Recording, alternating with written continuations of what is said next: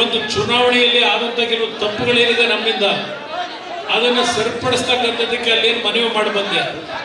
ಇಲ್ಲಿ ಮಂಡ್ಯದಲ್ಲಿ ಈ ಚುನಾವಣೆ ಏನಿದೆ ಎಂದೂ ಸಹ ಮಂಡ್ಯ ಜಿಲ್ಲೆಯ ಜನತೆ ಜನತಾದಳವನ್ನು ಎಂದೂ ಕೈ ಬಿಟ್ಟವರಲ್ಲ.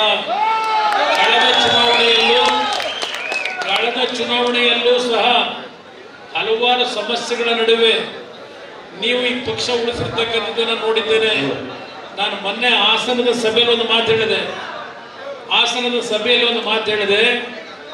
ನಿಖಿಲ್ ಕುಮಾರಸ್ವಾಮಿ ಕಳೆದ ಚುನಾವಣೆಯಲ್ಲಿ ಎಂದೂ ಅವನ ಸೋಲನ್ನು ನಾನು ಒಪ್ಪಲಿಕ್ಕೆ ತಯಾರಾಗಿಲ್ಲ.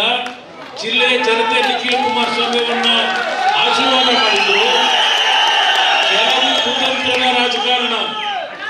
ಕೆಲವು ಕುತಂತ್ರದ ರಾಜಕಾರಣದಿಂದ ಅವತ್ತು ನಿಖಿಲ್ ಚುನಾವಣೆ ಸೋತಿದ್ದಾನೆ ಹೊರತು ಜಿಲ್ಲೆಯ ಜನತೆ ನಿಖಿಲ್ನ ಸೋಲಿಸಿಲ್ಲ ಅನ್ನೋದನ್ನ ಮೊನ್ನೆ ಹಾಸನದಲ್ಲೂ ಮಾತನಾಡಿದ್ದೇನೆ. ನಾನು ಅಲ್ಲಿ ಹೇಳಿದ್ದೇನೆ, ಇಲ್ಲಿ ಆದಂತ ಕುತಂತ್ರದ ರಾಜಕಾರಣದಿಂದ ನನ್ನ ಮನೆಗೆ ಆದಂತ ಒಂದು ಸೋಲು ಅನ್ನೋದೇನಿದೆ ಅಲ್ಲಿ ಆಗಬಾರದು ಅಂತ ಏನು ಹೇಳಿ ಬಂದಿದ್ದೇನೆ.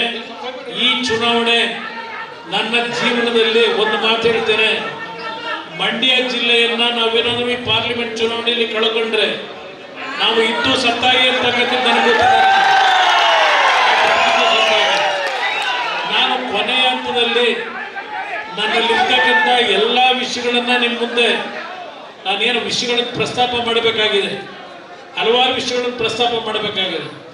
ಇವತ್ತಿನ ಇವತ್ತು ಒಂದು ದಿನ ಇವತ್ತೇನು ಇಷ್ಟೊಂದು ಉತ್ಸಾಹದಲ್ಲಿ ನಮಗೆ ನೀವು ಸೂಚನೆ ಕೊಡ್ಲಿಕ್ಕೆ ಏನು ಬಂದಿದ್ದೀರಿ, ಗೊತ್ತಿದೆ ನೀವು ಬಂದಿರತಕ್ಕಂಥದ್ದು ಯಾಕೆ ಅಂತ ಹೇಳಿ ಎಲ್ಲದಕ್ಕೂ ನಾನು ಎಲ್ಲ ವಿಷಯಗಳನ್ನು ಪ್ರಸ್ತಾಪ ಮಾಡ್ತೀನಿ.